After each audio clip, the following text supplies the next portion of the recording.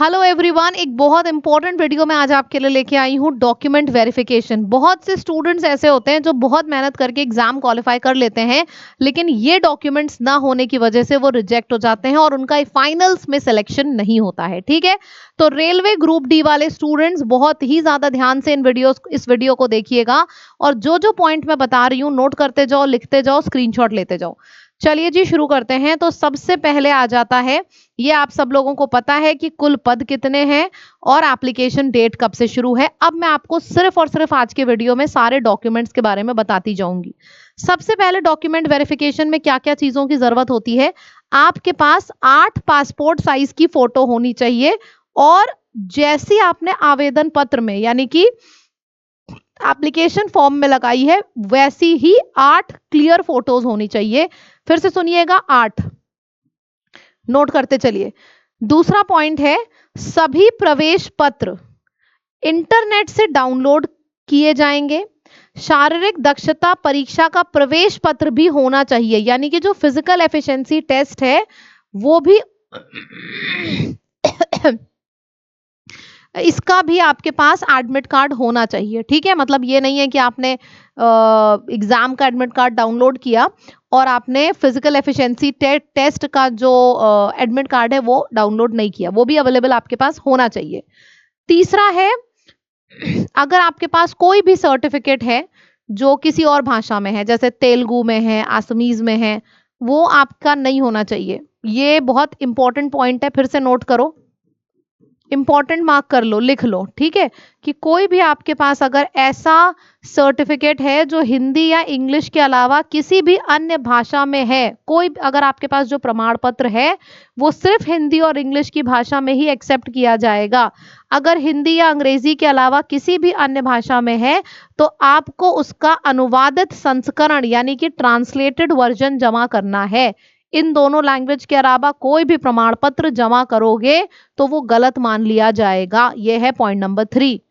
चौथा डॉक्यूमेंट पे आते हैं, जो 10th क्लास की मार्कशीट और सर्टिफिकेट है वो आपके पास होना चाहिए और उस मार्कशीट पे और सर्टिफिकेट पे आपका जो नाम है वो क्लियरली मेंशन होना चाहिए। मदर का नाम, फादर का नाम, डेट ऑफ बर्थ, ये चार चीजें आपके 10th क्लास के सर्टिफिकेट पे और मार्कशीट पे अच्छे से मेंशन होनी चाहिए। मैंने इंग्लिश और हिंदी दोनों में लिख रखा है ताकि जो भी स्टूडेंट्स को हिंदी में दिक्कत है आप अंग्रेजी में पढ़ लो, अंग्रेजी में दिक्कत है आप हिंदी में पढ़ लो, लेकिन पढ़ो जरूर हर एक पॉइंट को। ठीक, फिर मूव करते हैं पॉइंट नंबर 5 में। यदि आपने 12वीं स्नातक यानी कि 12th ग्रेजुएशन और ITI सर्टिफिकेट है तो वो भी तुम्हें सर्टिफिकेट को जमा करना है। ठीक है, लेकिन अभी की जो नोटिफिकेशन आई है उसके हिसाब से 10th की मार्कशीट इनफ है। ठीक, चलिए फिर आ जाता है पॉइंट नंबर 6, जो जितने भी डॉक्यूमेंट्स हैं ओरिजिनल होने चाहिए और हर डॉक्यूमेंट के पास तुम्हारे पास 2 फोटोकॉपी होनी चाहिए। मतलब कि आप जो भी डॉक्यूमेंट सबमिट कर रहे हो वो डॉक्यूमेंट ओरिजिनल भी आपके पास होनी चाहिए और उसी डॉक्यूमेंट की 2 फोटोकॉपी भी होनी चाहिए। इन सब चीजों को हम बोल लेते हैं छोटी छोटी मगर मोटी बातें। ठीक है, पॉइंट नंबर 7 पे आ जाते हैं, कास्ट सर्टिफिकेट इफ एप्लीकेबल, यानी कि जाति प्रमाण पत्र यदि लागू है तो वो होना चाहिए। और ये सबसे इंपॉर्टेंट है, सेंट्रल लेवल। अगर आपके पास स्टेट का जाति प्रमाण पत्र है वो एक्सेप्ट नहीं किया जाएगा। आखिरी मोमेंट पे आप घबरा जाओगे, परेशान हो जाओगे, अभी से बता रही हूं, ये सारे पॉइंट्स रखना। अगर जाति प्रमाण पत्र है और वो स्टेट का है तुरंत हटा दो, सेंट्रल का एक्सेप्टेड होता है, स्टेट का नहीं। फॉर एग्जाम्पल, यदि आप OPC में आते हैं तो जाति प्रमाण पत्र 1 साल से ज्यादा पुराना नहीं होना चाहिए। जैसे जाति प्रमाण पत्र बना लिया वो यूज हुआ जा रहा है, ऐसा नहीं है। 1 साल से ज्यादा पुराना ना हो, सेंट्रल का होना चाहिए, मतलब सेंट्रल वेरीफाई होना चाहिए, स्टेट नहीं। फिर आ जाता है पॉइंट नंबर 8, अगर तुमने अप्रेंटिसशिप की है रेलवे में या कहीं और तो फॉर्म को भरने के समय में मेंशन कर दो।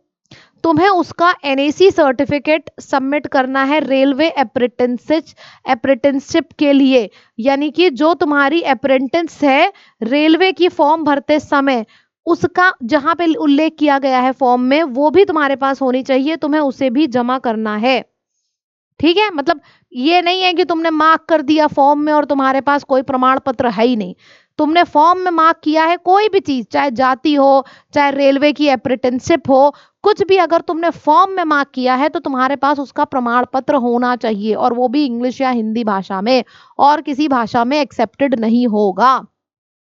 ये देखो, ईडब्ल्यूएस सर्टिफिकेट होना चाहिए आपके पास, मतलब इकोनॉमिकली वीकर सेक्शन। अगर आप दिखा रहे हो, फॉर्म भर रहे हो, ईडब्ल्यूएस के फायदे होते हैं ना, कट ऑफ कम जाता है, और भी बहुत फायदे होते हैं। तो बहुत से लोग डाल देते हैं कि भाई हम ईडब्ल्यूएस कैटेगरी में हैं। डालने से काम नहीं चलेगा, आपके पास सर्टिफिकेट होना चाहिए प्रॉपर। ठीक है। एक्स सर्विसमैन अगर आप दिखा रहे हो कि आपने सर्विस की हुई है, भाई आप किसी भी चीज का फायदा लेने जा रहे हो, अगर आपने फॉर्म में मार्क किया हुआ है कि आप एक्स सर्विसमैन हो, तो आपके पास उसका प्रमाण पत्र होना चाहिए। ओरिजिनल आधार कार्ड होनी चाहिए और उसकी फोटोकॉपी भी होनी चाहिए। फोटोकॉपी कराने के टाइम पे याद रखना कि आधार की फोटोकॉपी दोनों साइड की कराना, सिर्फ एक साइड की करा के मत चले आना। ये हो गया आपका पॉइंट नंबर 10। फिर आ जा, ठीक है, पॉइंट नंबर 11। पॉइंट नंबर 12 आ जाता है, मैं 11 में एक बार बता दे रही हूँ। जैसे आधार कार्ड ये है, आगे का जो आधार कार्ड के पीछे वाला पोर्शन होता है, वो दोनों की आपके पास फोटोकॉपी होनी चाहिए। ठीक। फिर है, if you belong to a minority you will also have to submit minority community declaration affidavit. मतलब कि अगर तुम माइनॉरिटी, तुमने दिखाया है कि तुम SC ST को बिलोंग करते हो कैटेगरी को, तो तुम्हारे पास उसका भी जाति प्रमाण पत्र होना चाहिए, जो कि सेंट्रल लेवल द्वारा वेरीफाइड होना चाहिए। ये सारी चीजें हो गई।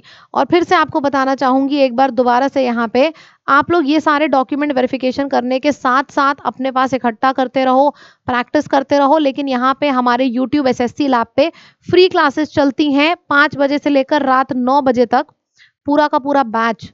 इसकी हर एक क्लास जरूर करना। चैनल को सब्सक्राइब नहीं किया है तो अभी रुको, वीडियो को रोको और तुरंत चैनल को सब्सक्राइब करो। यहाँ पे हम डेली पढ़ाई करा रहे हैं 4-4 घंटे। इसके अलावा ये जो सेशंस है ना, कि क्या क्या जरूरी है आपके एग्जाम में, क्या क्या नॉलेज आपके पास होनी चाहिए, ये भी यहाँ पे हम लेके आते हैं। तो चैनल को सब्सक्राइब जरूर रखिए। रेलवे और SSC के प्रिपरेशन का ये बेस्ट चैनल है। चलिए आगे बढ़ते हैं। 13वां नंबर का पॉइंट है, डोमिसाइल सर्टिफिकेट होनी चाहिए अगर तुम जम्मू और कश्मीर के थे ओरिजिनली। इसमें लिखा है इफ, मतलब हर किसी के पास नहीं, अगर तुम जम्मू एंड कश्मीर के ओरिजिनली थे तब तुम्हारे पास होना चाहिए। EBC, इकोनॉमिकली बैकवर्ड क्लास को अगर तुम बिलोंग करते हो तो तुम्हारे पास उसका भी जाति प्रमाण पत्र होना चाहिए। अगर कभी ऐसा हुआ है, बहुत से लोग क्लास 10th या 12th में नाम चेंज कर लेते हैं, तो अगर आपने कभी भी नाम चेंज किया है तो आपके पास जो नाम चेंज करने वाला सर्टिफिकेट होता है, जैसे 10th क्लास में कोई और नाम था, 12th में आपने अपना नाम चेंज कर लिया, तो 10th की मार्कशीट आप जमा करोगे, उसके साथ ही साथ जो नाम चेंज करने वाला सर्टिफिकेट है वो भी आपके पास होना चाहिए। ठीक है।